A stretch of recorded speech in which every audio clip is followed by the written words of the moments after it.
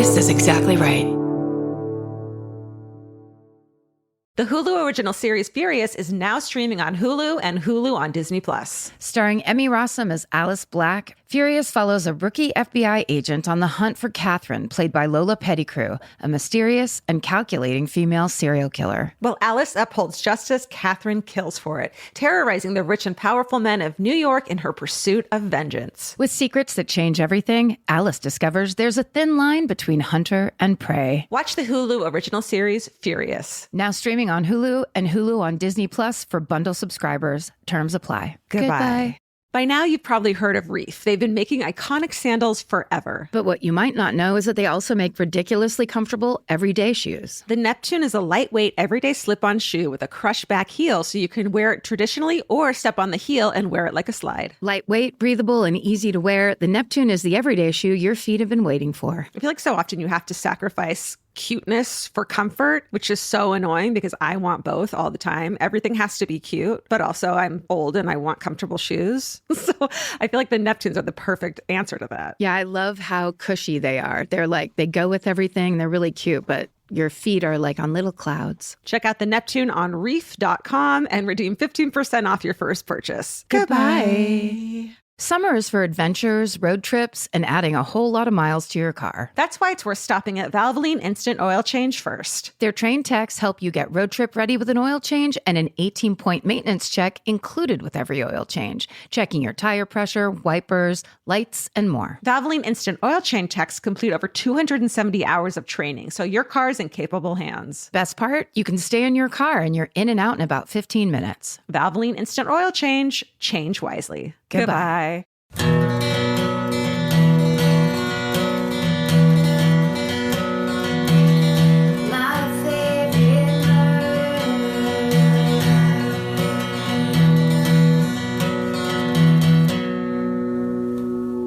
Hello and welcome to My Favorite Murder. That's Georgia Hardstark. That's Karen Kilgariff. We're simply trying to podcast. That's all. Will you let us live? It's all we want to. Maybe this would help if I just did a little. If you started doing a new thing where you put a paperclip as a hair piece, as a little hair clip, it's actually cute. Does it? Wait, hold on. I'll just hide it. Oh my God, it's actually cute. Okay. It looks like you could sell that for $30 at like a cute store. Think so? That's cute. Hey, designers. Get on this. I'm the curator. Paper clips are the new hair clip. Oh, that makes me think of like when I used to just put a random safety pin on my shirt. Punk rock. But like Catholic school punk rock. I'm like, this isn't allowed, but I swear to God. I put one through my eyebrow in junior high. How'd it feel? It was so superficial. You know, it was like skin. It wasn't like a deep piercing, but I thought it was fucking cool. Did you have to ice it before and after? Yeah. And then smoked a Capri? What was the day like? Walk us through that day. I got sent home from school immediately. You did it at school? I did it before school, got there, got sent home immediately. Ladies and gentlemen, this was the 90s. Oh, it sure was. Where eyebrow piercings were not common. No. I see the girls these days with their septum piercings like it's every other girl doing a TikTok where I'm like, this would never have been the trend I would have guessed, would have caught on the way it does. Do you think it's weird that I don't think it's weird, but it's funny that tongue piercings haven't come back. Like everything else, and like the kids these days are like, no, dude. Like that's even Jinkos are okay, but fucking tongue piercings. Tongue piercings are like, it's so incredibly dangerous. It's so dumb. It's just for you and like, is it a kind of like I'm having sex presentation? I think there's probably a connotation there of that, but it's also just like I'm punk rock. I had done it at 15. It was... You pierced your tongue? I got it pierced at 15. Yeah. You're like, I did not do it myself. I did not do that myself. No, and I still have the scar, the whole bump from it. It's really, I have to fucking use my tongue scraper real hard on it every morning. It's so funny to do it. And just think about it. Yeah. Just think about being 15. To get back at your mom for unknown reasons. You really showed her. I know some of the reasons. I'll stand by as you recount them, and I will witness. There are reasons. There's real good reasons to pierce your whole goddamn head. All right. What do you got? Anything going on in your neck of the woods? Not really. I mean, just this hair. Mm-hmm.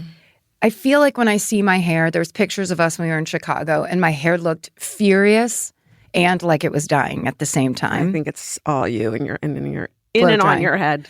In and around my head. Well, I had said about the hotel we stayed at that they gave me a hairdryer from like 1985. Yeah. So my hair was a fucking rat's nest. But you had like a high-end hairdryer. Mine had multiple settings for cool. You know when it can go cool, you're like, this is an incredible product. Yeah.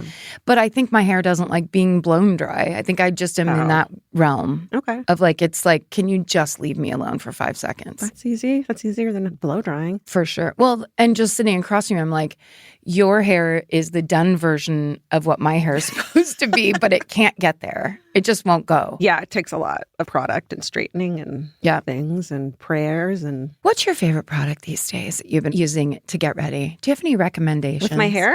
Anything. Oh my God, there's so fucking many. Something you love. Wait, let me think.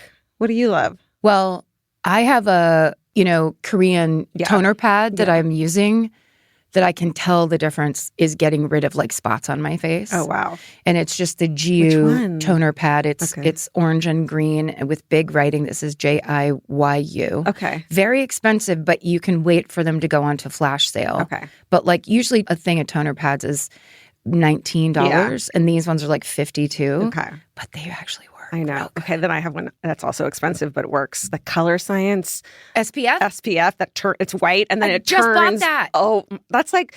There's very few times Vince goes, your skin looks good, because he just doesn't think about it, you know? But when he does do it, I'm like, what's on it? Because whatever it is, it's fucking working. He's your ultimate, he would know. Yeah. Like if he, because he's a dude, he doesn't pay attention a lot. But when he compliments me, I'm like, what is it right now that he's complimenting? And it's usually this Color Science SPF that turns tan when you put it on or whatever. Yeah. It literally adjusts to, this skin tone is impossible to find base for, and I got that and put it on and rubbed it and I was like, it's actually doing it's just the color it's supposed to be. Yeah. It's great. Yeah. Boom. And then you're wearing your SPF, but you have makeup on. Right. One layer. Good SPF. Out the door. God. Okay. We have a podcast network. Hey, we have a podcast network. There's all kinds of things going on in it. We like to tell you about them. Do you want to hear some now? It's called Exactly Right Media. Oh, that's true too. I never do this part. Hey, first up on Wicked Words, journalist Joseph Cox tells a story of how the FBI tricked high-level criminals into using an encrypted messaging app that the FBI secretly created. Turns out they didn't even need to make one up because some people will just they'll get right on there. They'll just text anything to anyone. They're like... It doesn't need to be private. No. It's all from Joseph's book, Darkwire, and you're going to want to hear every detail on Wicked Words. Joseph Cox, Darkwire. I want to read that. Mm-hmm. Over on Bananas, Kurt and Scotty cover the most important news of the week, the weird news, including the first ever snake found in Ireland. Oh, my God. Oh, they've got snakes in Ireland now. No. That's how we know it's all over. Oh, Jesus. Feels like a real problem for my people. On Ghosted, Roz talks to comedy icon and drag race legend Bob, the drag queen. They get into sleep paralysis, Ouija boards, and the time Bob had a psychic encounter with a ghost. Yes. Bob, the drag queen, one of the funniest performers and stand-up comics around right now. So talented. Also, over on I Said No Gifts, Bridger keeps the show rolling even after Edie Patterson, the great Edie Patterson, hilarious comedic actress. She's from The Righteous Gemstones. That's how you probably know her. So good in that. And she comes and forces Bridger to accept a gift. He only asks for one thing and no one will give it to him. That's right. And finally, a quick reminder for our people out there who like to shop, but you hear our ads and they're quick and you're driving and you don't have the promo codes. We give you all the promo codes on our website at myfavoritemurder.com/promos. So you'll have Murder 30, you'll have the links to the websites. We'll tell you everything. Whatever it is. At myfavoritemurder.com/promos. So it just helps the show out a little bit. If you are going to buy something from these ads, just to let them know we sent you. You're like, hey, I'm going to get an article couch, but can't I get 20% off? Maybe. Right. My good friends Karen and Georgia might enable. Oh, this was the thing I was going to show you. Oh. Somebody sent this in. Natasha, I believe this is on Instagram, and it's na.ta.sha.86. She wore the Pearl Heart shirt, I Shall Never Submit shirt to the Day of Action protest and tagged us. And that's kind of what that shirt was invented for, I feel like. Love it. At a protest. Looks amazing. Maybe we'll post it. But thank you. Make sure you tag us when you're wearing your merch. Just like, what are you even doing right now while you're wearing our merch? We'd love to see it. Also, I like that you said the people united cannot be divided. Love it. Getting it done. Thank you, Natasha, for showing up to that. Yeah. Some flavors will always make you smile. And with Kachava's new cinnamon French toast flavor, you can enjoy the taste of your favorite childhood breakfast without the sugar crash. Kachava is an all-in-one nutrition shake that comes in so many delicious flavors, including the brand new cinnamon French toast. It's made with real cinnamon bark for the richest, deepest, most authentic flavor. And just 2 scoops provide complete nutrition your body craves with protein, fiber, greens, and so much more. Kachava provides clean nutrition to fuel wherever your day takes you. No fillers, no nonsense. Okay, the Exactly Right Media office has all become obsessed with Kachava because they keep sending us these amazing boxes of all the flavors, and everyone kind of fights over it now. So we got this new flavor in, and I mean, there was like a line to try it. It's pretty great. We're real believers in the whole Kachava line, so treat yourself to a childhood favorite. Go to Kachava.com and use code MFM for 15% off your first order. That's Kachava, Kachava.com, code MFM. Go to Kachava.com and use code MFM for 15% off your first order. Goodbye. Bye. The future has an annoying habit of always showing up. That's why now is a great time to start planning ahead. Enter Acorns. Acorns is a smart way to give your money a chance to grow. You can sign up in minutes and start automatically investing, even if it's your spare change. The Acorns potential screen shows you the power of compounding and how your money could grow over time. You can quickly adjust how much you're investing every day, week, or month to make sure you're always building towards your goals. Whether you're just starting out or thinking about settling down, Acorns supports your big and small goals across every stage of life. Sign up now and Acorns will boost your new account with a $5 bonus investment. Join the over 14 million all-time customers who have already saved and invested over $27 billion with Acorns. Head to acorns.com/MFM or download the Acorns app to get started. Paid non-client endorsement compensation provides incentive to positively promote Acorns. Tier 2 compensation provided, potential subject to various factors such as customers' accounts, age, and investment settings. Does not include Acorns fees. Results do not predict or represent the performance of any Acorns portfolio. Investment results will vary. Investing involves risk. Acorns Advisors, LLC, an SEC registered investment advisor. View important disclosures at acorns.com/MFM. Goodbye. Summer means a whole new world for your feet. They're walking more, sweating more, and going barefoot all day long. For summer feet that need real comfort, there's Bombas. Bombas has a whole line of sport-specific socks for golf, yoga, the gym, and every kind of runner. They also make soft, supportive compression socks that are especially great for summer travel. Bombas sandals and slides are made from super lightweight, cushy, waterproof EVA foam, so they feel incredibly comfortable. And the best part, for every item you buy, Bombas donates an essential clothing item to someone facing housing insecurity, with over 200 million donations and counting. I wore my Bombas compression socks on the plane ride to and from Italy. And listen, I'm a girl of a certain age at this point. It needs to be done. And I felt so comfy and so secure with my cute little Bombas socks. So head over to bombas.com/MFM and use code MFM for 20% off your first purchase. That's BOMBAS.com/MFM, code MFM at checkout. Goodbye. All right, I'm first. Okay. Sit back. I'm going to tell you a story. Please do. I'm going to keep this paperclip in my hair while I listen. I'm going to cold open this for Okay. you. And I'm going to start in the fall of 1839. Oh, fuck yeah. You know you love it. I do. We're in the New York Harbor, which means it's bustling. There's hundreds of ships from all around the world unloading cargo and travelers. I mean, what a time and place. Imagine the sails. The sails and all the languages being spoke and all the different people and the hustle and bustle and the actual bustles. People... Little bustles. Yeah. That must be what hustle and bustle is from. Oh, yeah. Right? Must be. Also, there's like 6-year-old boys smoking pipes working those ships. Longshoremen children. Longshoremen children. Yes, that's so true. Among these thousands of people is a teenage sailor in the British Navy named James Covey. James is Black and was originally born in the West African country of Sierra Leone. But as a child, he had been kidnapped by Spanish traffickers intended to be sold and enslaved. So James then endured the horrific experience of being loaded onto a ship with hundreds of other captives. But because by this point, the transatlantic slave trade was already illegal, British forces captured that ship and freed the captives. So James spent the rest of his childhood being raised by a British missionary in Freetown, the capital of Sierra Leone. And in his teens, he joined the British Royal Navy. Wow. So he is there at that time and place. Okay, got it. That's a huge adventure unto itself. Yeah. What a story. Yeah. That morning in New York Harbor, James and another sailor with a similar backstory, Charles Pratt, they hear something they haven't heard in years. Remember all those languages being spoken? They hear someone counting from 1 to 10 in Mendi, which is the language of their childhoods in Sierra Leone, something they very rarely, if ever, hear nowadays in the British Army and here in the U.S. Can I tell you about a TikTok that makes me cry every time? Sure. Have you seen it? It's the guy, and I'll look it up. He can speak so many languages. So he stands in like popular tourist areas. And as people walk by, he says, "Excuse me, where are you from?" And sometimes people don't want to talk to him.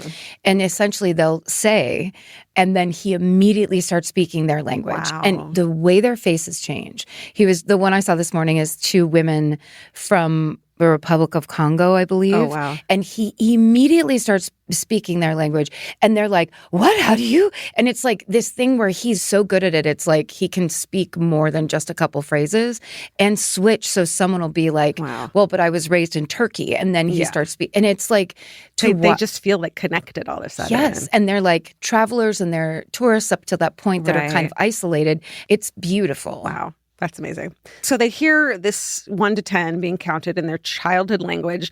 They make their way through the crowd to try to find the source of the counting. The person who's counting in this language is a white American man, and they excitedly and curiously approach him to find out who he is and how he knows their language. And what TikTok is. Right. It turns out that the man is a linguistics professor, so that checks out, from Yale, named Josiah Gibbs. And James and Charles, it turns out, because of this moment, are going to be key players in saving about 40 lives and will help set America on the course to eventually abolish slavery. This is the story of the Amistad trial. You know it? Oh, well, I've seen the movie. Yes. Okay. You've either seen the movie, you were there that one day they talked about it in elementary school, and that's like it. You just don't hear about it much. No, not at all. Right. So yeah, there's a 1997 Steven Spielberg movie called Amistad that portrays the story. Historians say that what it gets right is the horror of the transatlantic slave trade. They show that with haunting accuracy. However, the movie does kind of travel into some white savior territory. Of course. So we're going to try not to do that. So it's not a perfect movie, just so you know. I also watched a 1995 documentary called The Amistad Revolt. It seems like it was made for high school children or something like that. And the other source is the Supreme Court decision from this case. And the rest of the sources can be found in the show notes. All right, so let's back up from the harbor a month or two. We're at the end of August in 1839. There are reports off the coast of New York of a sighting of a strange-looking schooner or ship. It appears to have been at sea for months. The sails are in tatters. There's seagrass growing out of the hull. It's just a weird sight. And mariners who have gotten close enough to the ship report that the crew appears to be comprised of about 30 black men who speak no English, French, or Spanish. Only what's presumed to be a language from somewhere on the continent of Africa that white Americans in the mid-1800s can't identify. So that's just out of place for sure already. Eventually, the ship winds up off the coast of Montauk on the tip of Long Island, and that's where it's intercepted by the U.S. brig Washington, a ship that's tasked with surveying the coast. So they basically pull over the ship. When that ship's lieutenant boards the schooner, which is called the Amistad, he finds that in addition to the group that other people have already seen, there are also 2 Spanish men on board, 2 Spanish white men on board. They're named Jose Ruiz and Pedro Montes. So Ruiz and Montes claim that they own everyone on board and that they were overthrown in an uprising by these people. A modern audience, of course, will instantly recognize that these 2 men are human traffickers. Yeah. The lieutenant brings the Amistad and its captives across the Long Island Sound to New Haven, Connecticut. And at this point, the use of enslaved laborers has been outlawed in almost all of the northern states, but is still legal in Connecticut. So what a coincidence that they ended up there. A federal district judge named Andrew Judson charges the men with mutiny and murder. And there's 4 children there as well, and they're held as witnesses, which just basically means they're prisoners as well. They're all put in jail in Hartford, Connecticut. So Ruiz and Montes give their version of what happened, the 2 Spaniards. They say that they bought all of the people, 39 adults and 4 children, in Cuba. They were transporting them on the Amistad to a sugar plantation on another part of the island. And And one night during this trip, the men broke free and used tools for cutting sugarcane to kill the captain and the cook. They let Ruiz and Montez live under the condition that they sail them back to Africa, which was towards the direction of the rising sun. So they agreed and did that. But at night, the Spaniards would reposition the ship so that it actually made its way north to United States, where it was eventually pulled over. This journey takes 2 months, and 10 of the enslaved people die from dwindling supplies of food and water. So it was like in the daytime, they would make them go this way, and then at night they would redirect that way so that... They were sneaking, yeah. Okay. Yeah. And like, if you don't have a map in front of you or like know how to read the sky for signs, you don't know where you are. Yeah. Right? So Ruiz and Montez's story, it seems fishy for a big reason. They're being very vague about where this group of people originally came from. At this point in time, the use of enslaved people for labor is still legal in parts of the U.S. and in Spanish colonies like Cuba, but the kidnapping and trafficking of new people from Africa has been illegal in both the United Kingdom and America for 30 years. It's been illegal in Spain for the past 10 years, though the Queen of Spain kind of turns a blind eye to it. But as you know from watching the movie, the Queen of Spain is 11 years old, as played by Anna Paquin. Really? Yeah. I don't remember that part. And in fact, Spain has a well-known and extensive illegal human trafficking market. And at the very center of it is a man named Pedro Blanco. In 1822, Pedro had set up what becomes known as the Lomboko slave fortress on the coast of Sierra Leone. And there he works out deals with some local leaders to hire kidnappers to bring people to him from the interior of the region. So this isn't people who, lost a war. This isn't people who were born into slavery. These are people being kidnapped from their normal everyday lives, their regular lives being kidnapped because they are worth money to these people. He also has Spanish employees who do this as well. And once kidnapped, his victims are held in chains at this sprawling facility, which is at the mouth of a river, before being put on ships to be brought to the Spanish colonies where they are to be sold. So they're still doing the slave trade, even though this is illegal. Everyone knows this is happening, especially Spanish authorities, but Sierra Leone is a British colony, and British authorities actually do try to enforce abolition. But the problem is that no one's been able to figure out the precise location of this fortress. So while Britain is trying to attempt to root out this illegal trafficking or this kidnapping, the American government and many white Americans don't really pay attention or care. Seen that before. Yeah. So there's this contingent of American abolitionists, many of whom are motivated by their Christianity, who want to make people confront the evils of slavery. One of these abolitionists attend one of the first court proceedings for the Amistad Party and find out that none of the group appears to understand English or Spanish. So this leads him to suspect that they have been illegally trafficked from Africa. That's, if they had been born into slavery, they would speak some English or Spanish. That means that Ruiz and Montez actually have no legal claim over them because they're asking to get their ship back and their property back, which are these people who were aboard the ship who rebelled. So this guy sees it as an opportunity to make more Americans confront the barbarism and horrors of enslaved labor. This abolitionist coordinates with others from other northern cities, and they put together a fund for the Amistad Party's legal representation. They hire a lawyer named Roger Sherman Baldwin. He'll later go on to be the governor of Connecticut. The initial charges of murder and mutiny are actually dismissed because of a jurisdiction issue, but Ruiz and Montez argue that the Amistad group are their property and should be returned to them. And they have their own lawyers arguing this case. And at the same time, Spain argues that both the ship and the people are stolen property belonging to the Queen. Wow. Yeah. Because it's so late in the timeline, right? 1840. Right. Yeah. Well, it's a little before the Civil War. Yes, truly. But just it's not the 1600s. Right. Absolutely. The U.S. attorney appointed by President Martin Van Buren is arguing this case on behalf of the U.S. and Spain. Of course, the Amistad Party's lawyers argue that they are free people who were kidnapped and escaped from their captors, so they should be released. The federal district judge orders that the Amistad Party remain in custody until this issue is settled. And 5 members of the group ultimately die while being held in jail. In Ruiz and Montez's story, they claim that the mutiny on the Amistad was led by a man named Sengbe Pie. And he's often referred to as Joseph Cinque, but that's the name his Spanish captors gave him. So we're going to continue to call him by his real name, which is Singbe. So it's true that Singbe does seem to be in more of a leadership role within the group, but of course his lawyer can't communicate with him because he doesn't speak any English. Nobody does. He's not even sure what language they speak. So Baldwin hires Josiah Gibbs, the Yale linguistics professor we started our story with. Yeah. He goes into the jail and basically is able to communicate through like signs to have the captives teach him to count from 1 to 10 in their language. And they figure out what's going on and they do that. So with the knowledge of 1 to 10, this guy is like, great, goes to a very busy place, a busy port where lots of languages are spoken and starts loudly counting 1 to 10 in that language until someone actually does it, approaches them. Brilliant. James Covey and Charles Pratt, and are able to come back with him to the jail. To become the translator. To be the translators. God, that's good. I know. So as soon as the group meet these new translators, they are overjoyed because they can finally tell their side of the story. Very quickly, the captive stories emerge, and 3 of their testimonies are used in the court proceedings, including that of Sengbe, the leader. And their story gives us a crystal clear historical record of the 400-year stain on humanity that was the transatlantic slave trade. So Singbe had been a rice farmer.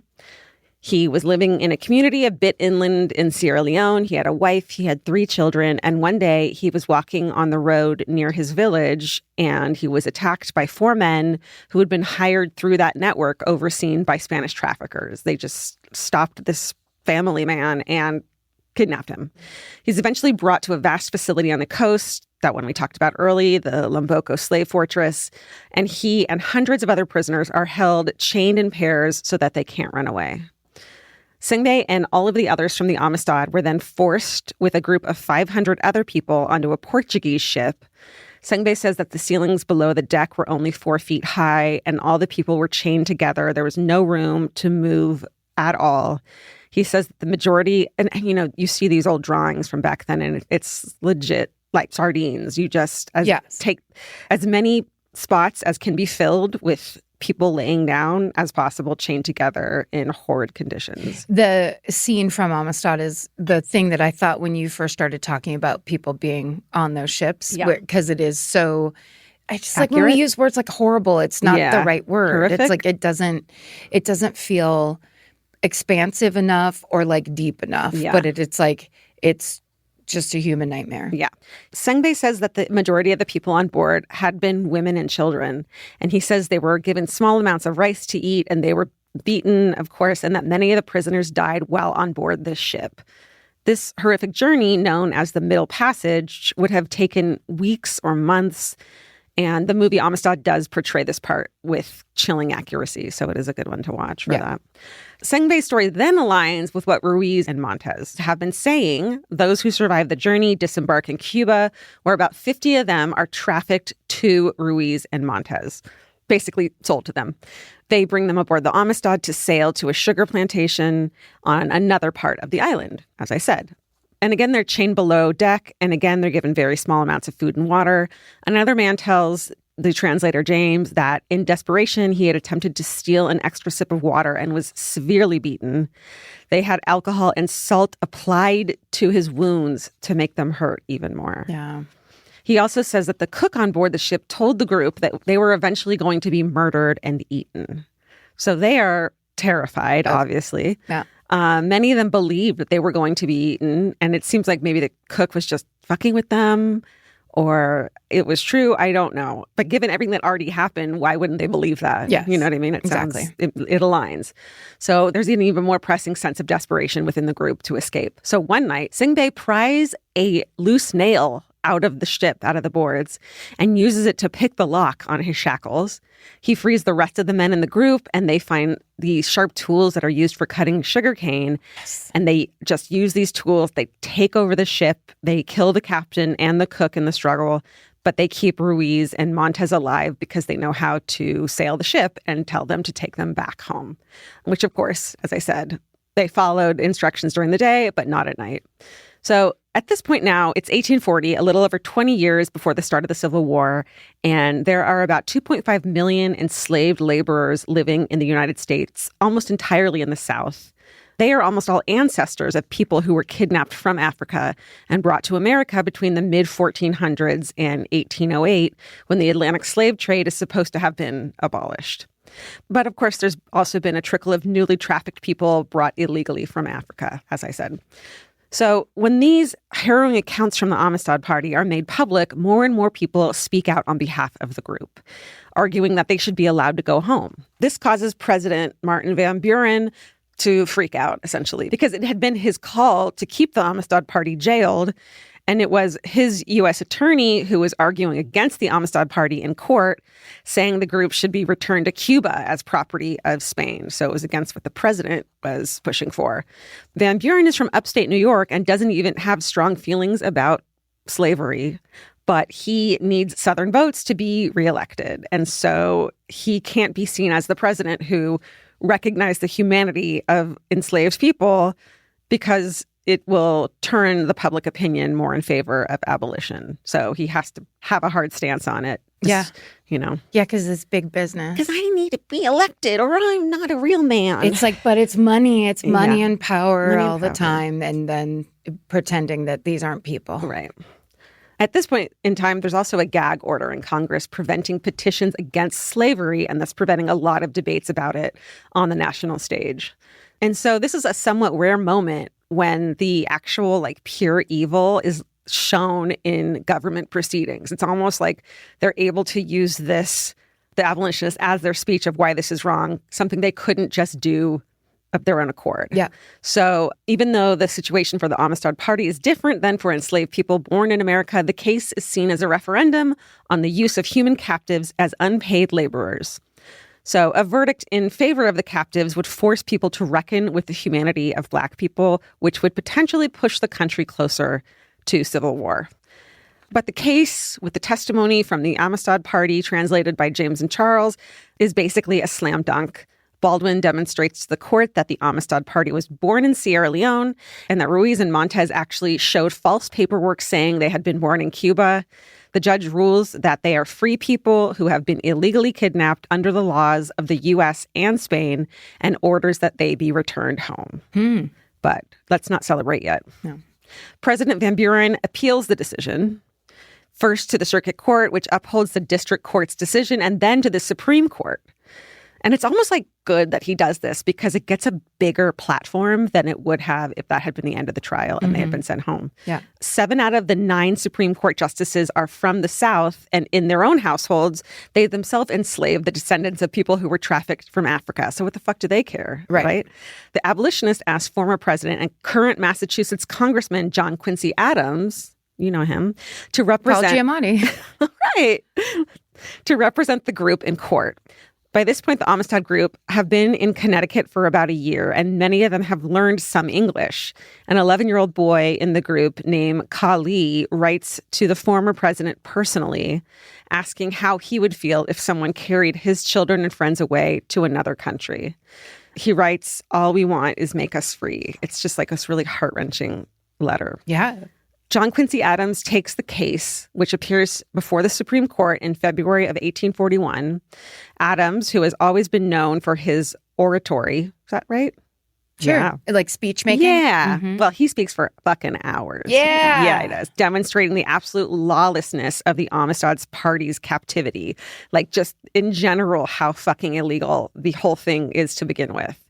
The Supreme Court finds in favor of the captives, saying in their decision that as free people, they were entitled to do whatever it took to defend themselves and escape their captors. Hell yes. It's almost like, if you are being held captive in a basement by some serial killer and you have to kill him to get out, then they're blaming you for killing someone? Right. No. It's like the stand your ground law. Right. But it's reversed, because then it's not a big white guy standing in his doorway. You have to reckon with the fact that it's can't anybody defend their own life? Right. And it is their life. Yeah. That they stole. They kidnapped them from their families. I mean, yeah, it's shocking that they were found in favor of them. It's really amazing. Yeah. Especially in 1841. Yeah. So the Amistad party, they go to live in Farmington, Connecticut, a town that's been referred to as the Grand Central Station of the Underground Railroad. So they build housing for them there, and so they can raise money to secure their passage back to Sierra Leone. There's not a ship that they can just put them on and return them. As part of their fundraising efforts, members from the group from Sierra Leone go to speak at abolitionist fundraisers, telling their stories and reading from the Bible and singing hymns. So in 1842, the group, which is now 35 people, they are able to secure enough money to get their passage back to Sierra Leone, along with several American missionaries, because they have to convert them to Christianity there. That's Otherwise, always got to be in the mix. Yeah, it's like that's got to very important, unfortunately. So once they get there, some stay in Freetown in Sierra Leone, the big city, establishing the missionary and a new school. One of the children from the group, Sarah Margrew Kinson, actually returns to America and winds up attending Oberlin College as one of the first Black female students, and she had been on the Amistad. Incredible. Others from the group return to their families and villages, which has to be amazing, and the British Navy finds and destroys the Lomboko slave fortress finally in 1849. Good. Then the Civil War begins in 1861, as you know, so 20 years after the Amistad group returns home. But the abolitionist groups that consolidated around the Amistad case will continue to pressure Americans to confront the evils of enslavement and will go on to form organizations that still exist today.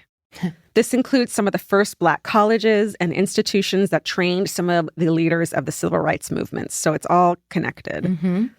And that is the story of the Amistad trial, when a group of brave survivors helped America gain a toehold on its still faltering path to justice. Wow. Yeah. Nice final line. That was all Allie Elkin, my researcher. Amazing job, Allie. Thank you. So good. So and well Georgia. Done. Thank you. I love that story. It's such a good... It is actually kind of like a true adventure story. Yeah. It's just that the stakes are so horribly high. It's this true crime, like... What's the word? Swath of history? Yeah, it's a true crime thing where we're like, I'm not into true crime. And you're like, but so many things are true crime that you don't think are, and that have to do with history and that have to do with humanity and, people finding a way.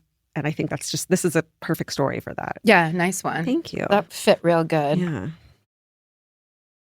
This podcast is brought to you by Squarespace. Every successful small business starts with someone saying, I wonder if people would actually buy this. Squarespace gives you everything you need to find out. From consultations to events and experiences, you can showcase your skills with a customizable website designed to attract clients and grow your business. With Squarespace's collection of cutting-edge design tools, anyone can build a beautiful, professional online presence that perfectly fits their brand or business. Get paid on time with professional invoices and online payments. Plus, streamline your workflow with built-in appointment scheduling and email marketing tools. Head to squarespace.com/murder for a free trial. And when you're ready to launch, use offer code MURDER to save 10% off your first purchase of a website or domain. Goodbye. Buying clothes is easy. That's why everyone's always doing it. But finding clothes you actually want to wear is the hard part. Get all your favorite elevated essentials at Quince. Quince specializes in effortless, high-quality essentials like ultra-soft organic cotton and premium Mongolian cashmere sweaters. They're beautifully tailored and built to last. And it's not just apparel. Quince also brings that same everyday elevation to everything they offer, from hotel-quality bedding and bath to kitchen staples, essentials, and thoughtfully designed furniture. They work directly with ethical factories, so you're paying for quality, not brand markup. It's so true that they have wonderful items that aren't just clothes. I have like 3 of their 100% mulberry silk pillowcases.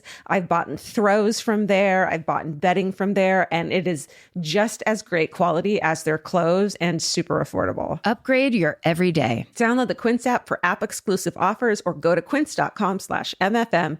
Get free shipping on your order and 365-day returns. Now available in Canada and the UK too. QUINCE.com/MFM. Goodbye. The right piece of furniture can completely change your room. And your life. It's amazing what one good couch can do for morale. And that's why there's Article. Article makes it effortless to create a stylish, long-lasting home at an unbeatable price. They take great care in curating their collection, focusing on pieces that stand the test of time. There's no filler. Every item is chosen for its craftsmanship, design, and lasting value. And with Article's 30-day satisfaction guarantee, you can shop with confidence, knowing that if you're not completely in love with your new furniture, you can easily return earn it. I recently needed to replace my old outdoor dining room table and chairs. So, of course, I went straight to Article. They have the Sarik outdoor dining set. I got it in khaki green. It's such a cute, like minty green. It looks so good in my backyard. I can't wait to have alfresco dinners all summer. You know, we can carve pumpkins on it in fall. It's so beautiful. Article knocked it out of the park once again. Article's offering our listeners $50 off your first purchase of $100 or more. To claim, visit article.com/murder and the discount will be automatically applied at checkout. That's article.com/murder for $50 off your first purchase of $100 or more. Goodbye. When you started this story, I was just like, what's this story going to be that I'm going to be taking a left turn from? So there's never been a further left turn than the topically. We both know this story. Okay. It starts around 10:30 a.m. on February 12th of 2006 outside of the Lansing Correctional Facility, a state prison in Lansing, Kansas. Okay. It's a snowy, blustery day, and 48-year-old Toby Young is pulling up to the prison in a van. She's a married mother of 2 sons. She's got a sweet and familiar disposition.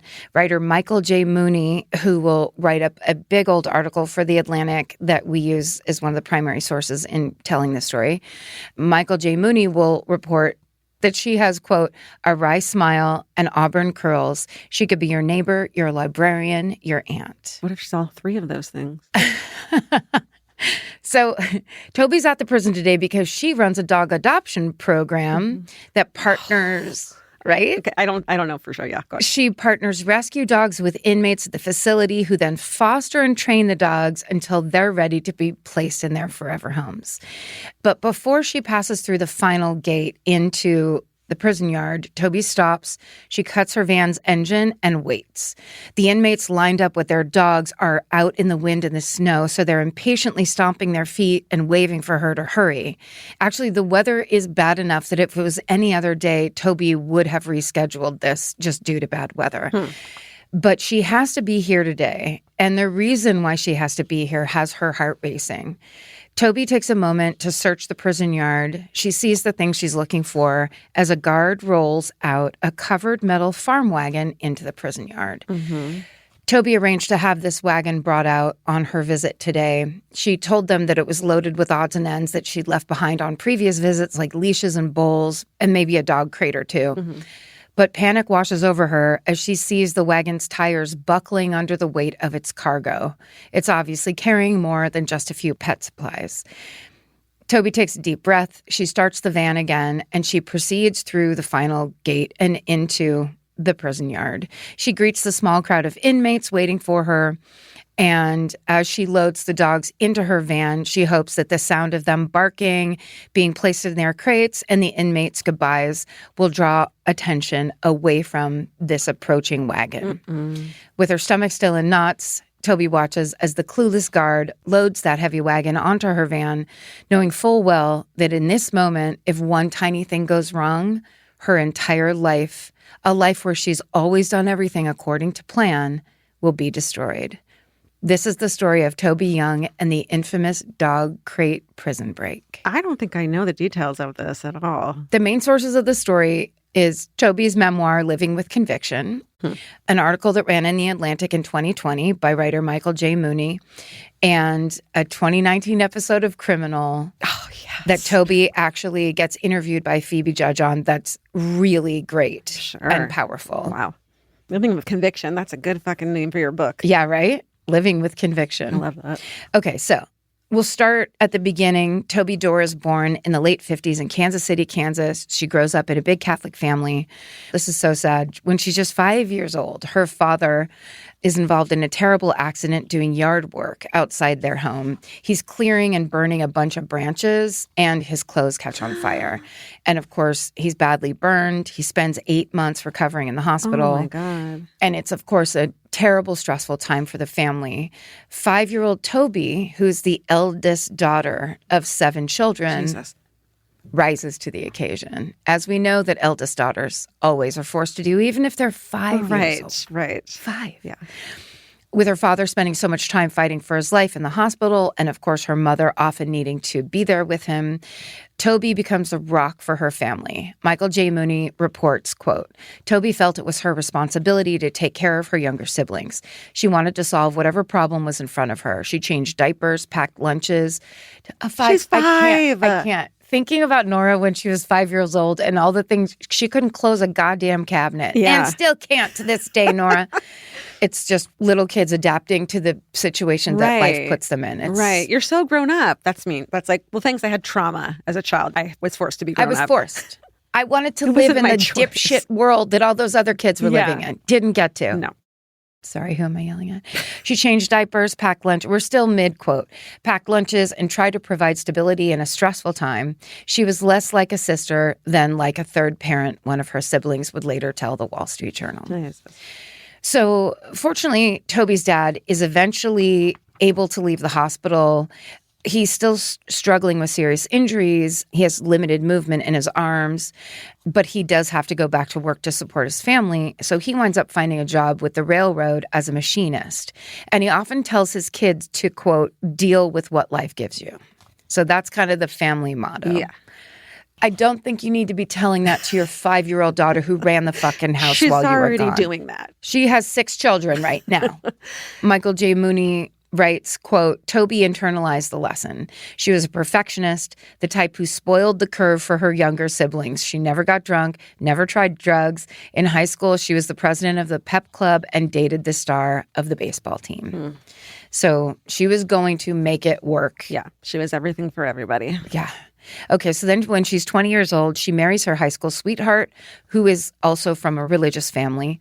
And the way she describes it, this marriage is more about meeting expectations and less about romance. Yeah. She'll later say, quote, I never really dated anyone else. We got along, we didn't fight, so we might as well get married. Yeah. So many. That's how it was. How so many families began. Yeah. And then they're like, why did everyone get divorced in the 80s? And it's like, because that's how people were Because that was doing it. supposed to be their ex-boyfriend. Yes. But they married. I keep spitting at you. That's okay. But they get It's not married hitting me. instead. They're in your early 20s. That's what happens. Yes. And also this idea of like, you have to or your aunt will be upset. He's nice. And we never fight. We never fight. Hey, Because nothing we wrong. have no passion. Nothing wrong with fighting. Because there's no passion. Get it out. Yeah. Toby and her husband mostly follow the path that's expected of them. They buy a house close to Toby's parents. They start a family. They have 2 sons. And meanwhile, the cracks are starting to emerge in Toby's marriage. Her husband seems to be a decent man who provides for the family, but the two are emotionally disconnected and are more coexisting than operating as a healthy, loving couple. Mm-hmm.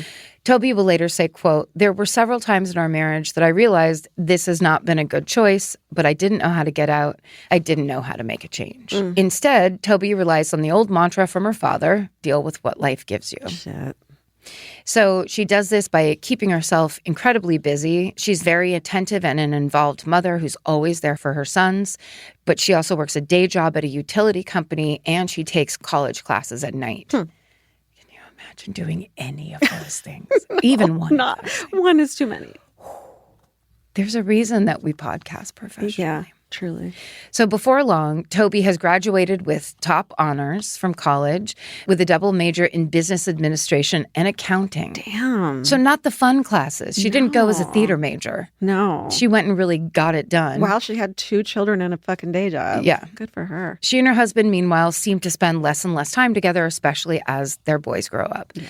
Then in the late 80s, when Toby's just 30 years old, she gets a job as a project manager with Sprint. Remember good old Sprint? Oh, yeah. They used to really be a big part of our lives. They really were.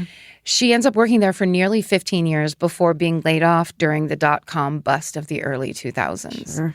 So Toby is forced to pivot. She's always loved animals, especially dogs.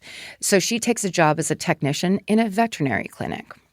Then one day in 2004, she's 47 years old, and she notices a lump on her neck. Oh, no. She asks one of the vets to take a look because she's at work. Yeah. And he says, you have to have that looked at immediately. When she does, a doctor informs her that she has thyroid cancer. Whoa. Looking back on the diagnosis, Toby will eventually tell Phoebe Judge of the great podcast Criminal that, quote, You know, even though thyroid cancer is very treatable, hearing your name after the word cancer is devastating. Yeah, I can't imagine. It causes you to stop and take stock of your life. And I realized that I could go at any minute, and I didn't want to leave this earth and not have done anything to have made it a better place. Oh. First of all, mother of 2 young boys. Yeah. Why are you acting like Yeah. you did? You have. Yeah. I just like, it's a huge fear of mine, the cancer thing, where it's just this suddenly you have to be this brave fucking person when really it's the most terrifying thing Yep. that can happen to a person. Yeah. One could say that they have to confront their mortality. Yep. At 47, like. And feel like it's almost over. Right. If it's over, are you happy with what you brought? Yeah. You know, answer that. Answer that Most right. people would say no. Right now, 23-year-old that's listening to this, it's a good, I mean, I have to say, there was a lot of death in our family when I was 12 years old. 3 different people died when I was Wow. 12, and it was really crazy, mind-blowing. And they were people that were close to us. And literally that day forward, I was like, I'm not doing fucking anything I don't want to do. And it was that kind of like, what's the point? Yeah. If this whole thing is just to find out one day Yeah. or drop dead one day Yeah. or get cancer one day or lose your mind one day, then what's this part for? Yeah. Like, That's a big lesson to learn at 12, let alone at our age. I was looking for an excuse though, because I was like, I'm really tired of doing what other people tell me. Anyway, Here's why. Here's why now. Not that I have defiance disorder. or anything like that. Nothing. No. No. It's just real. Except for that I was right. I'm Okay, a anyway, Buddhist. look where I got to. So, in this life-changing moment for Toby, she actually successfully treats her thyroid cancer, thank God. But her energy is gone. The treatments leave her confined to a recliner. And in that downtime, she ends up finding a TV show that inspires her in a way that she doesn't expect. And it's a TV show called Cell Dogs. Oh. So this is a quote from her later. She says, Cell Dogs was a program that ran on Animal Planet for a few years. It was set inside of a prison. They had dogs in there. The inmates were training them, and they were taken out for adoptions. I love dogs. That's kind of an understatement. I thought that would be my dream. I could make a difference if I could do something like that. If I could start a prison dog program, I know I could change the world. Wow. So she's so excited by this idea that she tells her husband, and this part broke my heart, like I was cried in my office a little bit. He suggests Cell Dogs is made up for television. That's his fucking answer to his wife who's beating cancer and is saying, hey, with that in the rear view, here's what I'm inspired by. Like A thing we learned in couples therapy, Vince and I, is that like it takes nothing for you just to sound supportive.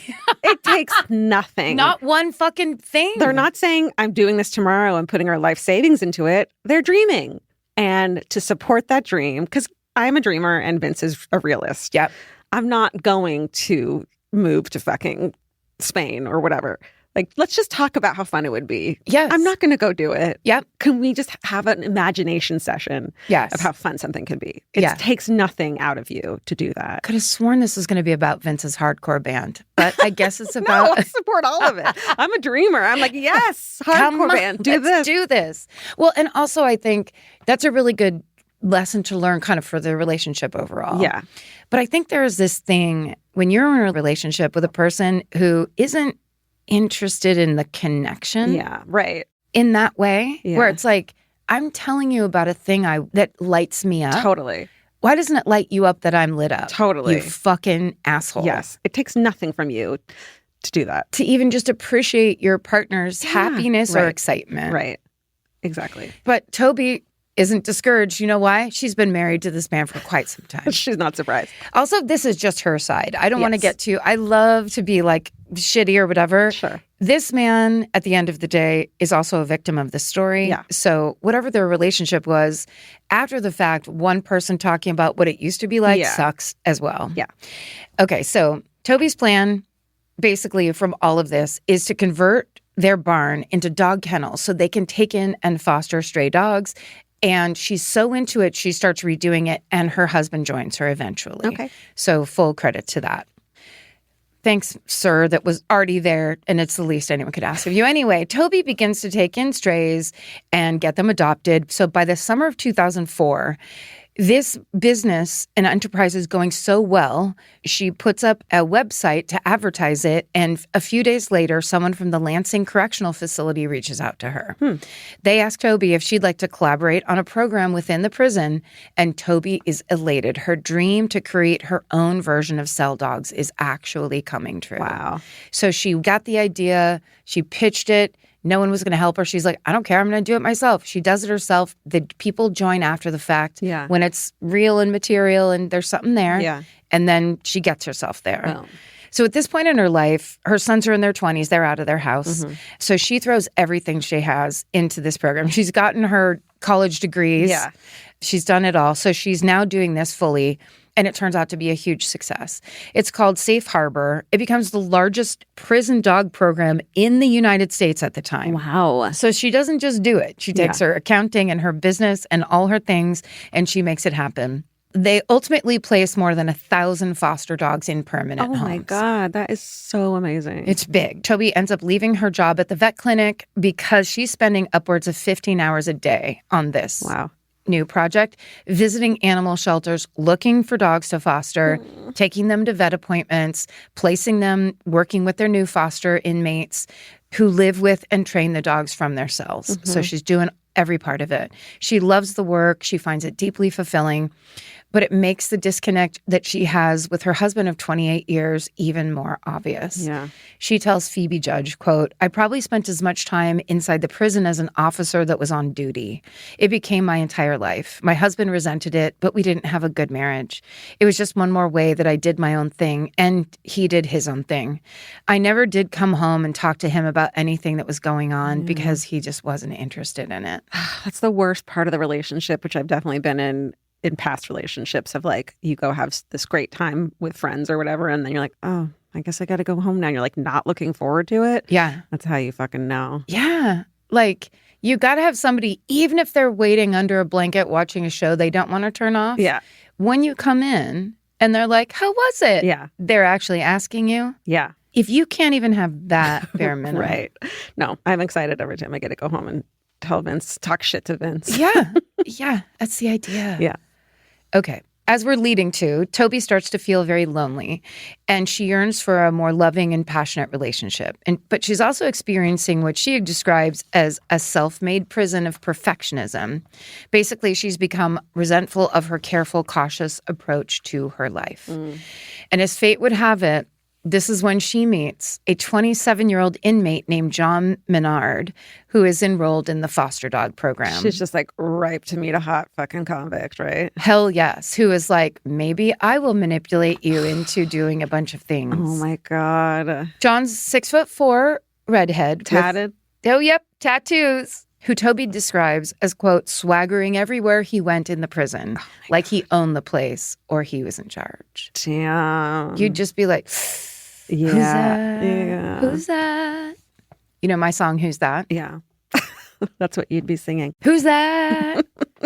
Toby soon learns that John is incarcerated for his involvement in a carjacking when he was a teenager, where a man was shot to death. So even though he didn't fire the shot that killed the victim, he was convicted nonetheless. So she's able to like empathize a little bit. Enough to like, well, to like talk herself out of it being a problem. Yes. He's not technically a murderer. Right.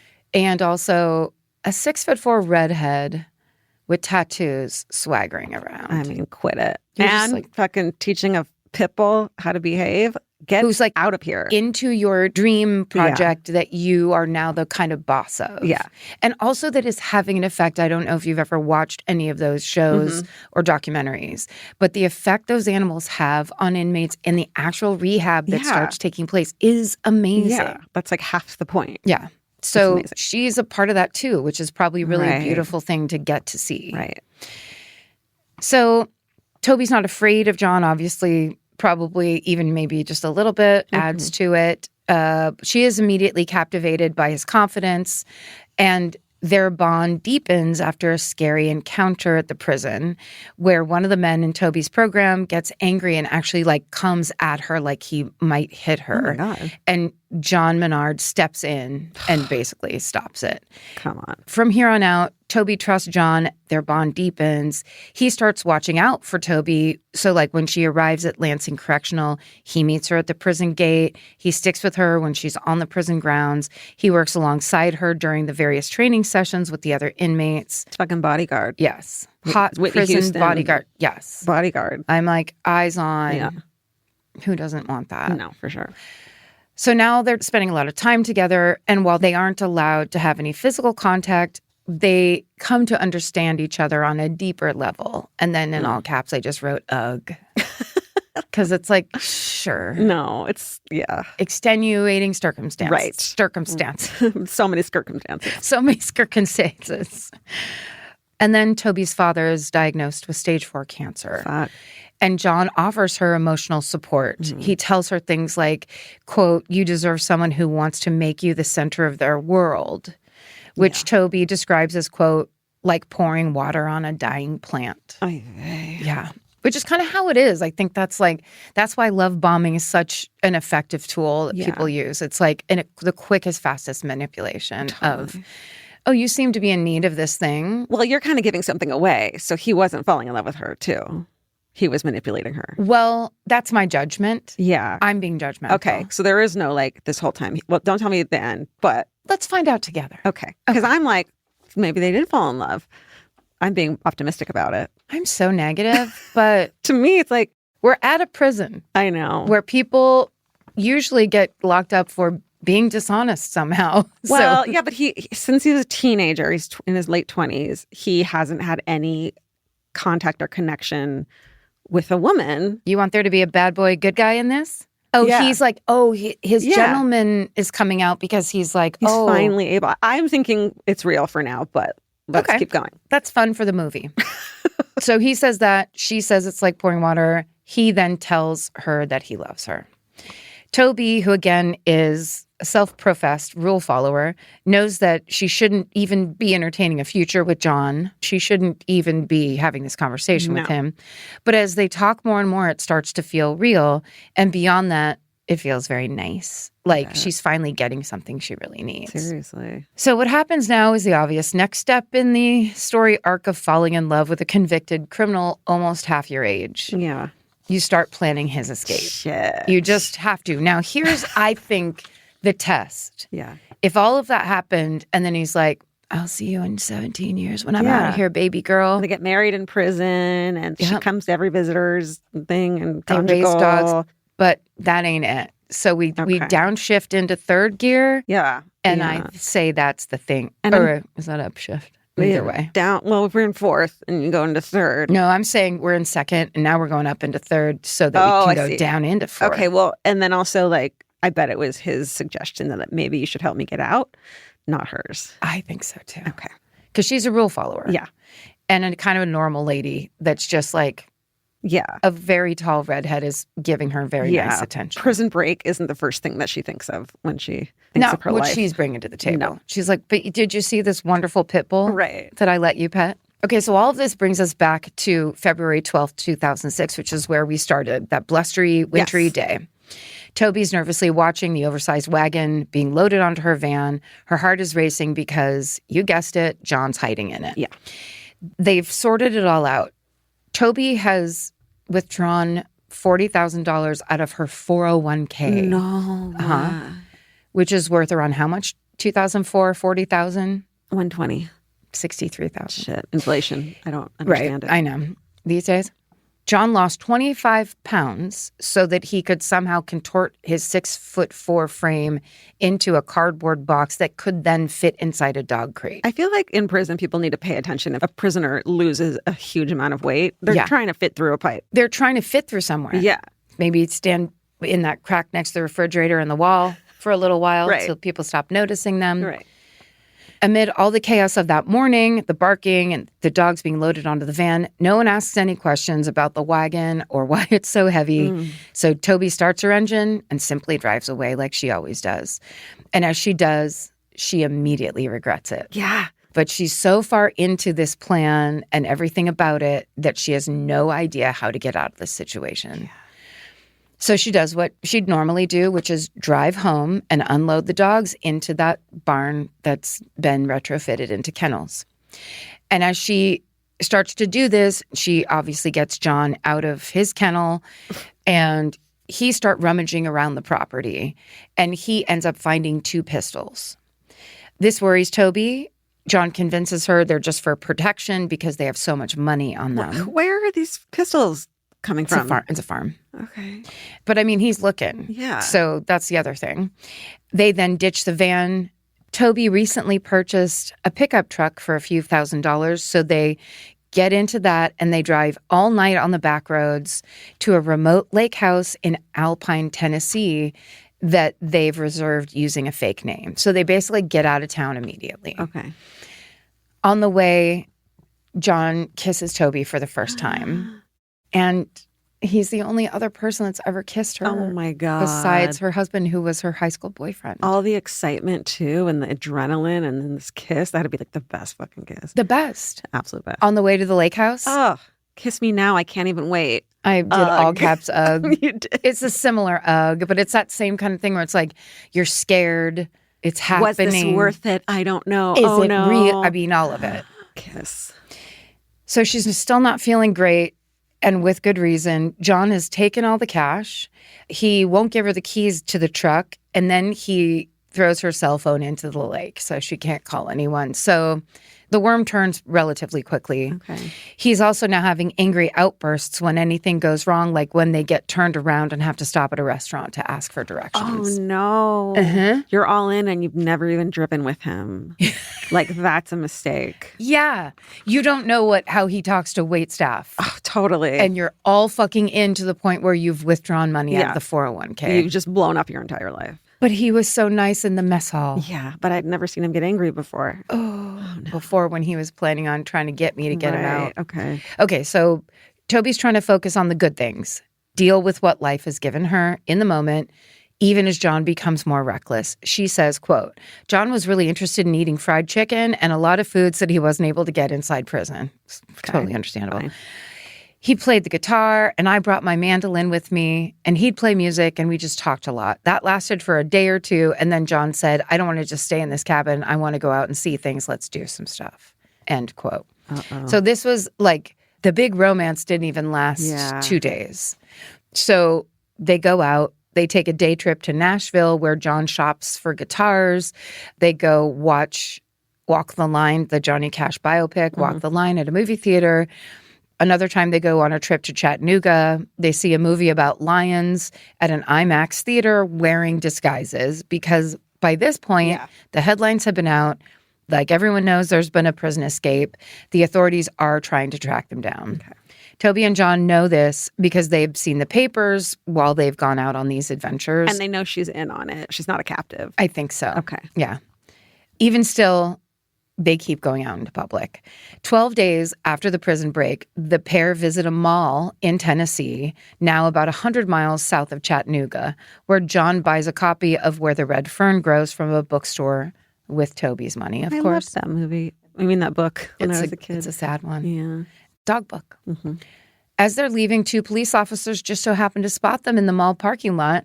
They are not expecting to see them, but they are actively looking for them in Tennessee because Toby had used the cabin's address when filling out paperwork for their getaway truck. I would recommend to not do that next time. No.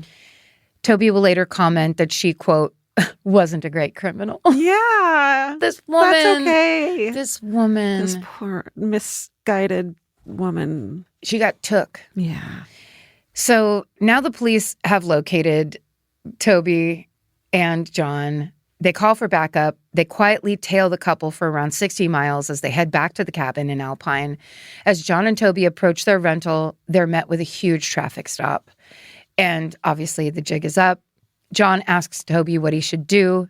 Being the rule follower that she is, she tells him to pull over so they can surrender to police.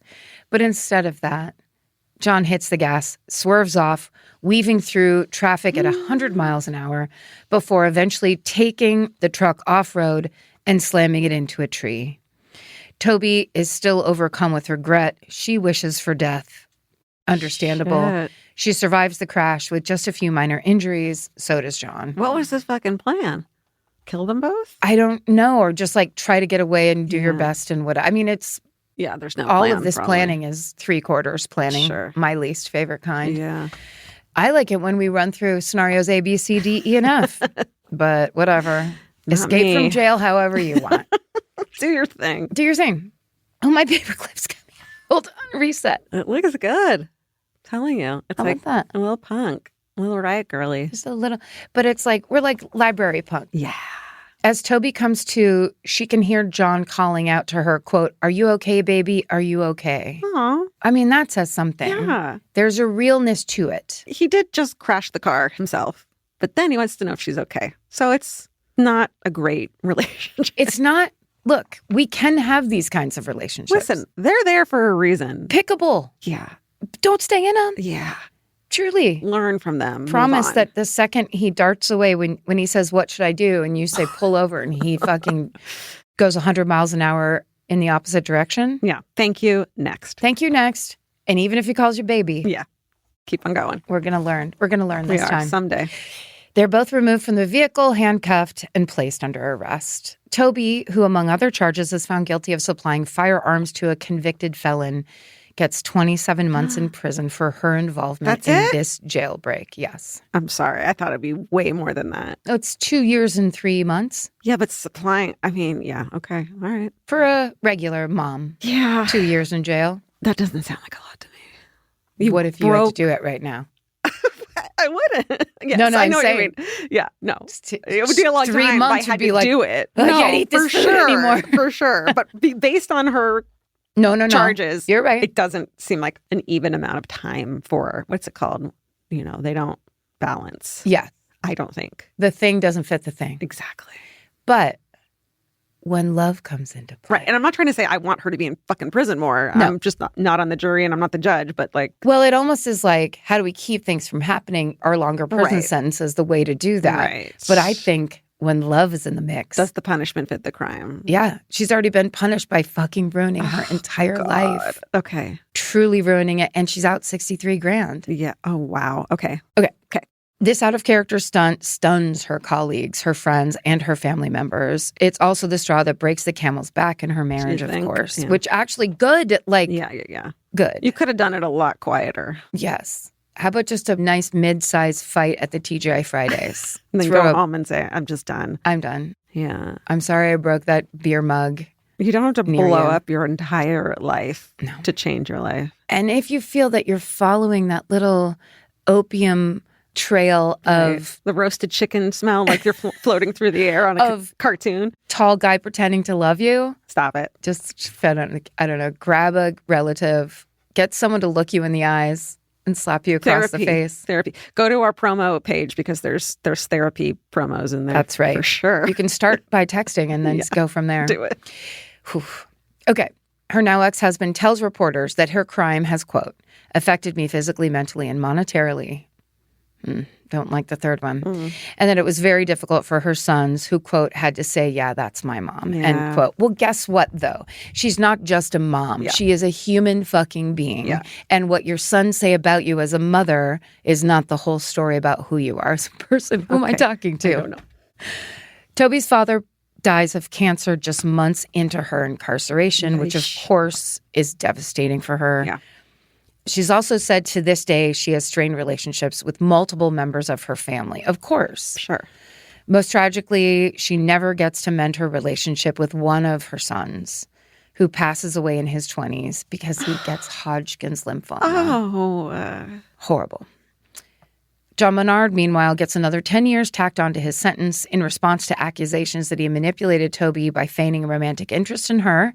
Let's let him speak. Okay. He said, quote, I love Toby and was 100% committed to her. Why did I stay with her once I was out if I was just manipulating? I love Toby with all that I was. I believe End it. quote. I'm going to believe it. But Because I want to. Okay. I could just answer the second question, which is you stayed with her because she was the one that had the $63,000 And it had only been like a week. and the keys to the truck, and then you got rid of her phone. Okay, anyway. Right. Well, he got rid of the phone so they couldn't track them. It's not so she couldn't call anyone. Where's his fucking phone? He didn't have one. Did he not? This is where Sprint comes back into the... No. Just kidding. Toby, meanwhile, says this. Oh, this will solve it. Okay. Because it's not me projecting. Okay. Quote, I think it's probably a bit of both. I do think he cared for me, but I've since come to appreciate that if you love someone, you don't ask them to do something that puts their life in danger. For sure. Toby, the cooler head prevailing in this situation. Yeah. But I actually do like that I didn't realize that he said that about her, where it's like, hey, I actually was committed to her and I did love her. Because at least then she has that. Yeah. It's like, it not wasn't a full scam. You're not a complete fool. It's not like that. That sucks. What was that love scammer documentary? And the guy kept opening fish restaurants with women's money. Remember that one? Vaguely. It's so confusing. And you're just like, what are you doing? How and what? Yeah. Having had a divorced mom in the 80s, I can tell you exactly how. I watched it happen. Right. It's fucking They're just kind of like, real. There's just I so don't many know, I'll take it. mustaches and fucking Volvos and And Chablis. Chablis, A lot of iced warm Chablis. iced Chablis in motel rooms. Oh my God. You got to get it somehow. Yeah. Okay. Over time, Toby moves on from John, though they maintain a friendship. Oh, good. Because he's in jail.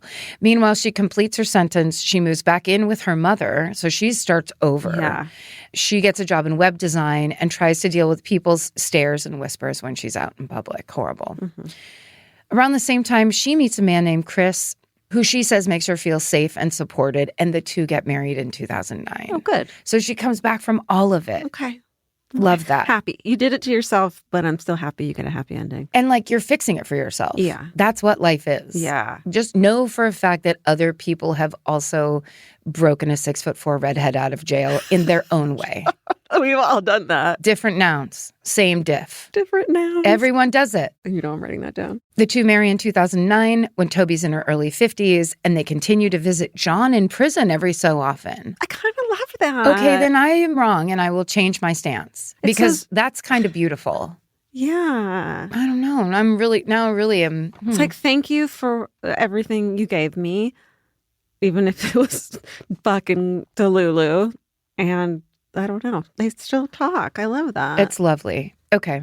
They do that every so often until 2024, when John Menard passes away at the age of 45 from an undisclosed disease. Oof, prison. So he ages died you. inside. It's horrible. Yeah. When that happens, Toby writes on her Facebook, quote, John is finally free, but I am crushed. Oh my God. Over the years, Toby has tried to atone for her role in this jailbreak. She's developed programs geared at helping people break the cycle of incarceration. That's great. And has positioned herself as an advocate for women. She sees her story as a way to burst open taboo conversations about feeling stuck in life.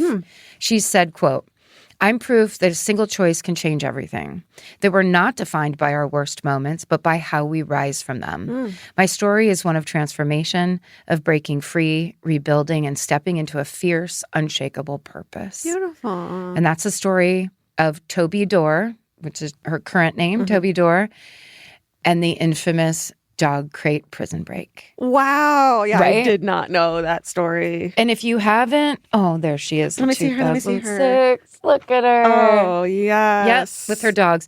If you haven't, truly one of my very favorite episodes of the Criminal podcast is Toby's episode when she tells the story Amazing. to Phoebe Judge firsthand. It's really good. You go through it with her. You go, what are you doing? And all she's the just things. completely honest and Just upfront. lays it all out. Good for her. Yeah, it's great. Wow. Okay. Great job. Thank you. Wow. Let's do some fucking hoorays to end this. Okay.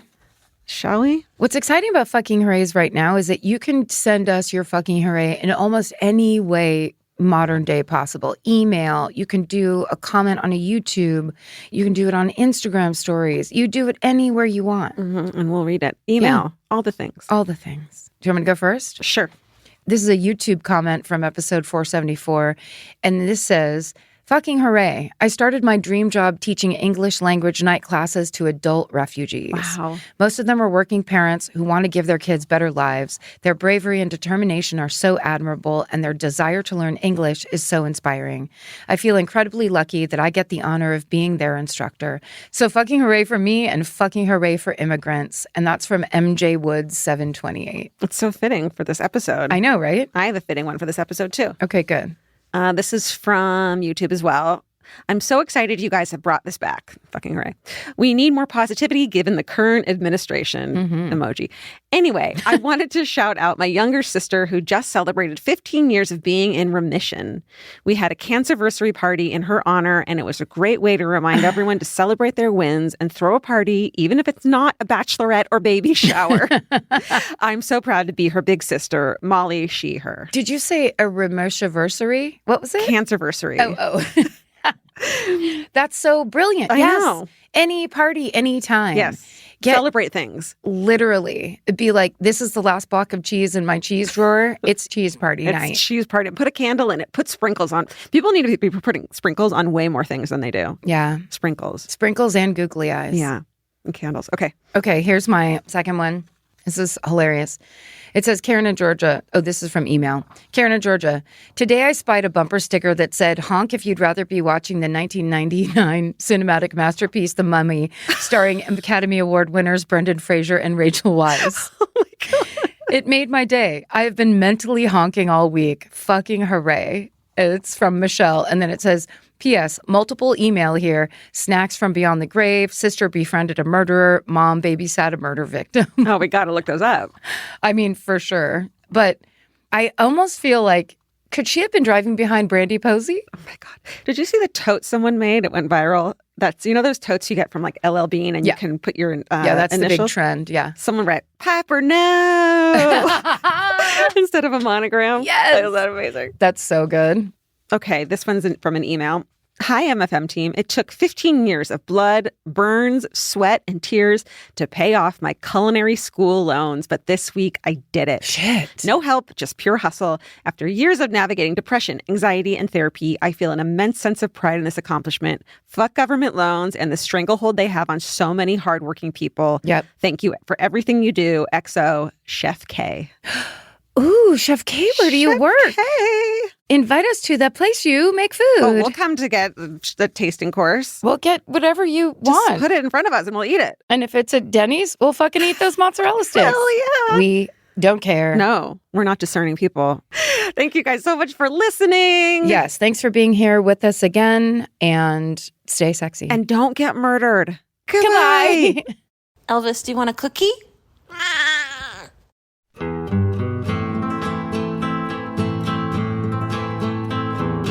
This has been an Exactly Right production. Our senior producers are Alejandra Keck and Molly Smith. Our editor is Aristotle Acevedo. This episode was mixed by Liana Squilacci. Our researchers are Maren McGlashan and Allie Elkin. Email your hometowns to myfavoritemurder@gmail.com. Follow the show on Instagram at myfavoritemurder. Listen to My Favorite Murder on the iHeartRadio app, Apple Podcasts, or wherever you get your podcasts. And now you can watch us on Exactly Right's YouTube page. While you're there, please like and subscribe. Goodbye.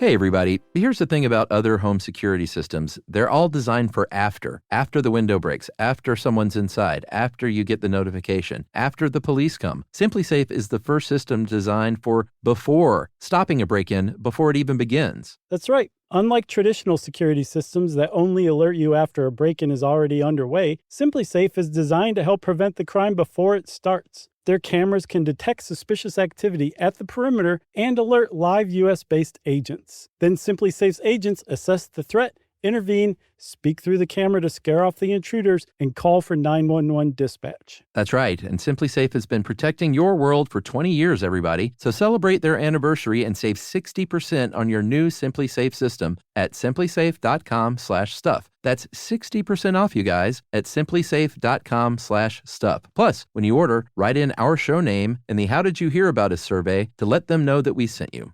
Don't forget, there's no safe like SimpliSafe.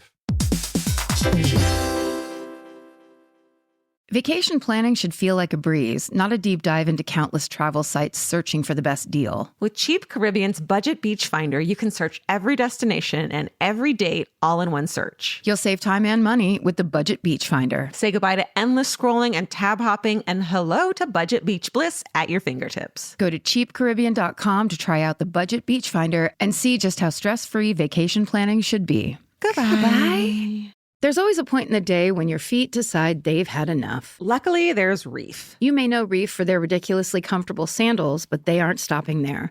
The women's Neptune has everything you could ever want in a sneaker. The Neptune is a lightweight, everyday slip-on shoe with a crush back heel, so you can wear it traditionally or step on the heel and wear it like a slide. Lightweight, breathable, and easy to wear, the Neptune is the everyday shoe your feet have been waiting for. The Neptune makes me so freaking happy because my whole life I've been yelled at for crushing the heel of my foot because I want every shoe to be a slide, every shoe. And they actually make them that way. And it makes me so happy. Plus, they're super comfortable, they're light, and they're really cute. So check out the Neptune on reef.com and redeem 15% off your first purchase. Goodbye.